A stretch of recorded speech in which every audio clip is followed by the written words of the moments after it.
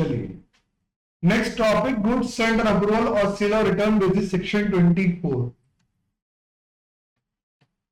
C goods sent on approval और sale और return basis, ये हम अकाउंट्स में ऑलरेडी पढ़ चुके हैं इसकी थ्योरी के बारे में, राइट। तो फिर से एक बार देख लेते हैं, गुड्स सेंट ऑन अप्रूवल और रिटर्न बेसिस, दैट इज 3 लोग हैं हम, सेंड गुड्स ऑन अप्रूवल, और आप रखिए, अगर आपको अच्छा लगे तो रखिएगा, अदरवाइज लौटा दीजिएगा। तो गुड्स कब भेजेगा? पहली अप्रैल। If you don't like then return within 15 days. अगर आप समझ में ना आए तो 15 दिन के अंदर आप लौटा दीजिएगा। पहली तारीख को गुड्स सेंड किए गए, बोला गया 15 दिन के अंदर आपको समझ में आए तो रखिएगा, अदरवाइज 15 दिन बाद लौटा दीजिएगा। उसने अब यहां पे 3 कंडीशंस में ये सेल माना जाएगा। फर्स्ट कंडीशन, इसने 15 दिन के अंदर ही अप्रूवल दे दिया, भाई ये गुड्स रख रहा हूं, कंसिडर एज सेल्स, और इसको सेल मान लो। सेकेंड पॉइंट, इसलिए वो गुड्स प्लेज कर दिए, मतलब अप्रूव नहीं किया, था प्लेज कर दी, प्लेज मतलब गिवियर के लिए, बिना सेलर की परमिशन के। तो क्या ये वापस लौटा पाएगा? नहीं। इसका मतलब ये क्या माना जाएगा? It is adopting a transaction, so it is considered as sale. First is इसने अप्रूवल खुद से दे दिया। दूसरा, उसने कुछ ऐसी हरकतें कर दी जिसकी वजह से ये गुड्स लौटा नहीं पाएगा, करेक्ट। इसने ऐसी हरकतें कर दी कि गुड्स वापस लौटा नहीं पाएगा। It is also called sales. कुछ भी आप कर लो, कुछ भी ऐसा कर लो, मॉर्गेज कर लो, जला दो, फेंक दो, किसी को गिफ्ट कर दो, अब ऐसा कुछ भी आप कर लेते हो तो क्या होगा? आप लौटा नहीं पाओगे, तो it is considered as sales. और third point, no answer after 80 days, 15 दिन गुजर गए, इसने कोई जवाब ही नहीं दिया, it is also considered as sales. तो 3 कंडीशन में goods sale on approval sale माना जाता है। फर्स्ट इज आप खुद अप्रूवल दे देते हो 10 तारीख। दूसरा, आप ऐसी हरकतें कर देते हो कि आप उस गुड्स को लौटा ही नहीं पाओगे, जैसे आपने जला दिया, बेच दिया, किसी को गिफ्ट कर दिया, मॉर्गेज कर दिया, मतलब आपने अडॉप्ट कर लिया। क्यों? क्योंकि आप उसको लौटा ही नहीं पाओगे। It is also considered as sales. Third point is आपने जवाब ही नहीं दिया और time period expire, it is also considered as sales. Point clear हो रहा है कि नहीं हो रहा है? So when the goods are delivered to the buyer on approval basis, on sale or return basis, or other similar terms, the property thereon passed to the buyer. When the goods are delivered to the buyer, जब आप goods deliver करते हो इसको buyer को, on approval basis or similar other similar terms, the property thereon passed to the buyer. कब? पहली condition, when he signifies the approval or acceptance to the seller, or does any act for adopting the transaction. मतलब जब Siddharth approval दे देता 10 तारीख, when he does not signify his approval, मतलब या तो उसने भी हाँ नहीं बोला, or acceptance to the seller, but he retained the goods without giving notice of rejection, उसने मना भी नहीं किया, then if the time has been fixed for returning the goods 15 दिन, on expiration of such time 15 दिन गुजर गए, and no time has been fixed on expiration of reasonable time, इसने इसको गुड्स अप्रूवल कर दिया, बोले आपको समझ में आकर रखो, लौटा देना। इसने क्या किया? 3 महीने बाद लौटाया, चलेगा बेटा? क्या 3 साल बाद लौटाया, चलेगा? क्या रिजनेबल टाइम है? अगर इसने ऑलरेडी बोल दिया था कि 15 दिन रखिए, समझ में आकर रखिएगा, तो लौटा दीजिएगा। अब 15 दिन तक आपने नहीं लौटाया, मतलब समझ क्या समझेगा? गरीब लिया है, सिंपल सी बात है। अच्छा, इसने टाइम पीरियड दिया ही नहीं था, तो फिर रिजनेबल टाइम में लौटाना होता है, 10 दिन, 15 दिन, 20 दिन। आप 3 महीने बाद लौटाओगे तो चलेगा? Ready my point? जब टाइम फिक्स ना हो तो रिजनेबल टाइम फिक्स हो 15 दिन, तो 15 दिन के अंदर लौटा देना है। अगर नहीं लौटाया 15 दिन के अंदर तो कंसिडर एज सेल। तो जब भी आप अपनी इच्छा जाहिर नहीं करते, एक्सेप्टेंस नहीं देते हो और गुड्स अपने पास रखते हो बिना रिजेक्शन की नोटिस दिए, तो ऐसे केस में अगर टाइम एक्सपायर हो जाता है, जो टाइम दिया गया था, तो वो सेल माना जाएगा। और अगर टाइम नहीं दिया गया है तो रिजनेबल टाइम में आपको जवाब Any doubts?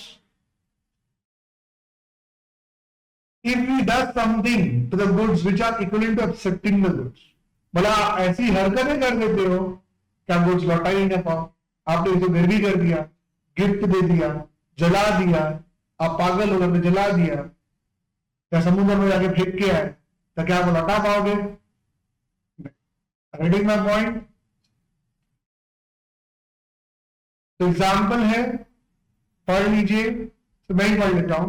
पी ने एक म्यूजिकल इंस्ट्रूमेंट ऑर्डर किया, मतलब इंस्ट्रूमेंट खरीदा म्यूजिकल शॉप से, वो भी इस शर्त पे कि मैं खरीदूंगा अगर मुझे वो अच्छा लगा तो। आफ्टर वीक उसने इन्फॉर्म किया शिप ओनर को कि भाई हाँ मुझे वो अच्छा लगा, मैं ले रहा हूं, तो क्या ओनरशिप ट्रांसफर हो जाएगी? जी हाँ, उसने अप्रूवल दे दिया था। वन नोट में समझाओ क्या, समझ में आ गया ना?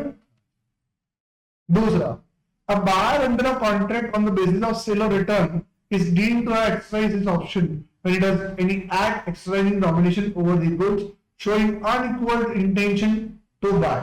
Example, he placed the goods to a third party. Failure of immediately to return the goods to the seller does not necessarily imply selection of buyer. सिर्फ आप टाइम पे गुड्स नहीं पहुंचा पाए, करेक्ट, इसका मतलब आपने खरीद लिया ये नहीं माना जाए। कुछ आपने ऐसी हरकतें कर लेनी चाहिए जिससे क्लियर हो जाना चाहिए कि आपने खरीद लिया है। Got it? Any doubts? Very good. शुरू करते हैं। सो आपको ये तो क्लियर हो गया ना बेटा, सिर्फ डिले करना या टाइम पे गुड्स को सेलर को ना लौटाना उसको सेल नहीं बोलते। आपको ऐसी हरकतें कर लेते हो जिसके वजह आप ये गुड्स लौटा ना पाओ, उसी को सेल बोलते। Are getting my point? चलिए नेक्स्ट आ जाते हैं। So A delivered from jewellery to B or on seller or return basis. B ने उसको गिरवी रख दिया सी को। It is not the original jewellery had been transferred to the B as he had adopted a transaction by pledging the jewelry with C. In this case, A has no right against C and he can only recover the price from jewelry from B. C वही example है, समझो इसने इसको jewellery दी, approval 15 दिन के अंदर आप रखना है तो लौटा देना। अब उसने क्या कर दिया, ये ज्वेलरी गिरवी रख ली, करेक्ट, अब गिरवी रखने मतलब ये इसने अडॉप्ट कर लिया तो ये मालिक बन जाएगा बी। Ready my point? अब अमिताभ बच्चन सलमान खान से गुड्स रिकवर नहीं कर सकते, वो सिर्फ सिद्धार्थ से प्राइस कलेक्ट कर सकते। Any doubts? वही चीज यहां लिखी है, पॉज करके पढ़ लो, चलो पढ़ लो आप।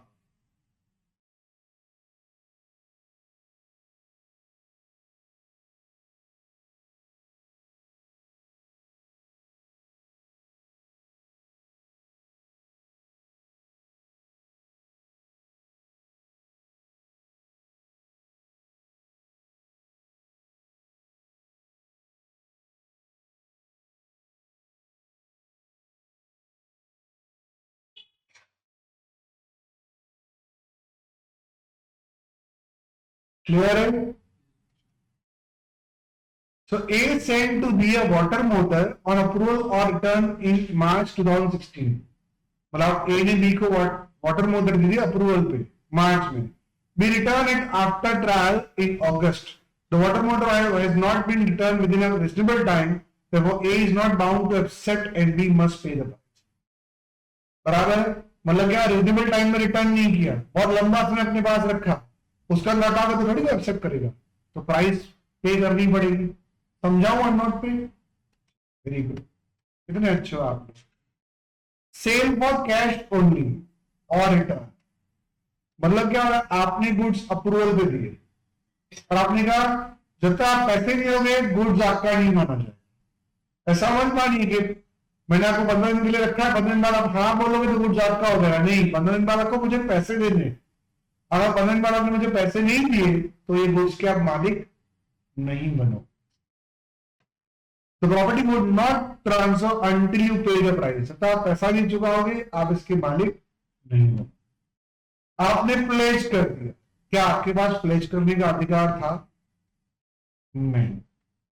क्या अमिताभ बच्चन सलमान खान से गुड्स रिकवर कर सकता है? जी हाँ, because it is invalid as Siddharth has not paid the bill. अगर मान लो गुड्स अप्रूव दिए गए पर कोई कंडीशन नहीं थी, तो इतना बोला गया था कि 15 दिन के अंदर आपको अच्छा लगे तो रखिएगा, लौटा दीजिएगा, करेक्ट? तो अगर इसने 15 दिन के अंदर मतलब 10 तारीख को इसने प्लेस कर दिया, मतलब इसको अच्छा लगा, इसने एक्सेप्ट कर लिया। प्लेस का मतलब क्या होता है? इसको अच्छा लगा, इसने एक्सेप्ट कर लिया, तो ये सेल माना गया। पर यहां पर इसने कंडीशन रखी है, जब तक प्राइस नहीं दोगे आप मालिक नहीं बनोगे। आपके अच्छा लगने से मुझे कोई लेना देना नहीं है, भले आपको अच्छा लगे या बुरा लगे, आप सिर्फ पैसे दो। पॉइंट। तो यहां अच्छा लगने का रीजन नहीं है। तो क्या इसने प्राइस पे की थी? नहीं, इसको अच्छा लगा, इसने प्लेस कर दिया, तो क्या ये सेल माना जाएगा? नहीं, बिकॉज पैसा दिया नहीं गया है। तो क्या अमिताभ बच्चन रिकवर कर सकता है इससे? जी हाँ, बिकॉज ये invalid pledge, so you can recover the goods. Reading my point? Partly, it is noted that where the goods have been delivered by a person on sale or return on the terms that goods were remained the property of seller till they are paid for. The property there does not pass to buyer until the terms complied with. It is cash paid. यानी यहाँ आपको ये note करना है कि goods आपको deliver किए गए हैं रिटर्न बेसिस पर, लेकिन आपको एक टर्म दी गई है कि वो आपकी प्रॉपर्टी तब तक नहीं बनेगी जब तक आप उसके लिए पे नहीं कर। सो प्रॉपर्टी आप तक पास ऑन होगी तभी जब आप पे करो। My point, you have paid for. So property does not pass, property buyer के पास ऑन नहीं होगी जब तक वो टर्म पूरी नहीं होगी। टर्म क्या है? Payment of cash. Any doubts? वही एग्जांपल पढ़ लो। जैसे ए ने बी को ज्वेलरी दी, सेल ऑफ कैश और रिटर्न बेसिस, वही मैंने पीछे जो एग्जांपल बनाया है।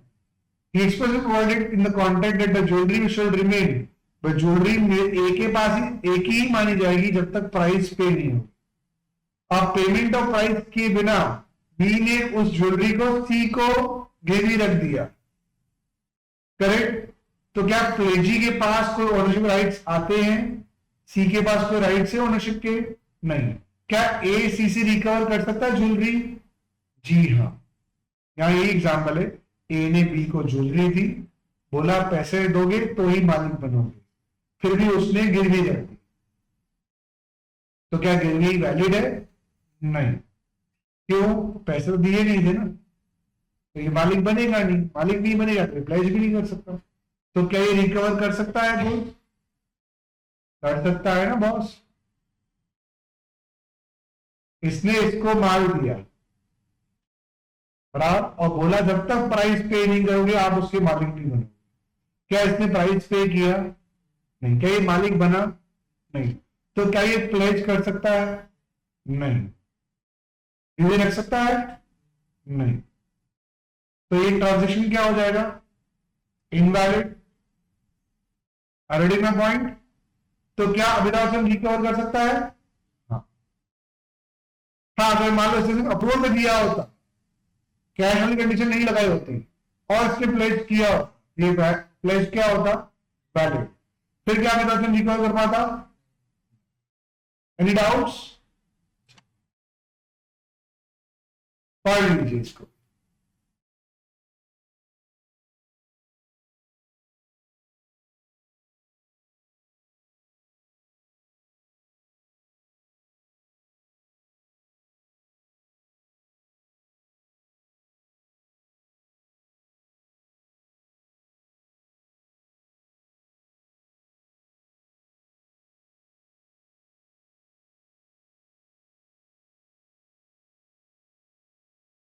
Any doubts? चलिए, reservation of right of disposal section 25, इसको हम अलग कर दें।